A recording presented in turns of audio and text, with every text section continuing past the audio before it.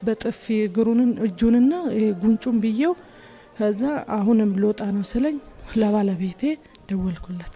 አሁንም ልክ ልወጣ በሩን ሊከፍት ነው አሁን ልወጣ ነው ከዛ ገባውና እግሩንና እጁን አስሬ ወጣው። እዛ በ2-3 ሰዓት 4 ሰዓት ይሆናል ወደ ስራ አስሬ ወደ ስራ ቦታ ሄድኩ።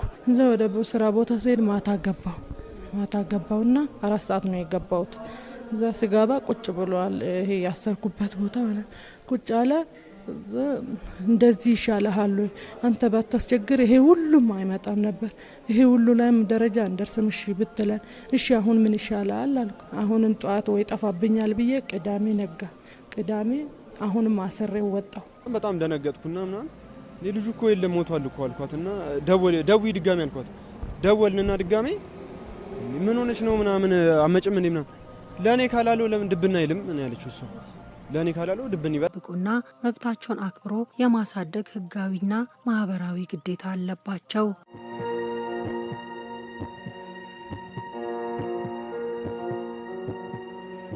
የህፃናትን ስለንቦና ባህሪ በሚገባ ካለመረዳት እንደ ባህሪያቸው ለመቀበል ካለመፍቀድ በሚመነጭ ንዴትና ስሜታዊነት አንዳንድ ወላጆችና አሳዳጊዎች በህፃናት ልጆቻቸው ላይ በቅጣት ሰበብ የሚያሳርፉ ዱላና የሚወስዱት እርምጃ ህፃናቱን ከማረም ይልቅ ለበለጠ ስለንቦናዊ ቀውስና ለአካላዊ ጉዳት እየዳረጋቸው ይገኛል። ከዚያም አልፎ እስከ ህይወት ማለፍ የሚያደርስ አጋጣሚዎች ሲከሰቱ ይስተዋላሉ።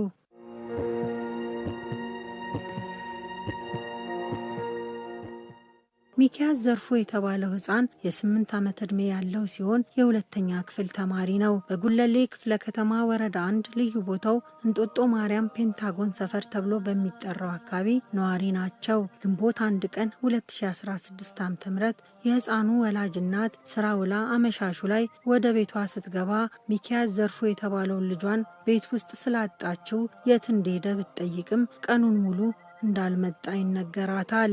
እንጦጦ እኔ ቤት የሚቀመጡበት ጋዛ ሄጄ ፈልጌው አጥቼው ተመልሼ መጣሁ። ከዛ ጠበቅነው አልመጣም። ሚኪያስን እኮ አየሁት አስፋልት ላይ እየተጫወተ ነው አለች። አለ ስላት አለ አለች። እና ና አላልሽውም ስላት ና ስለው ወደ ላይ ሮጥ አለች። ሂጂና ይዘሽው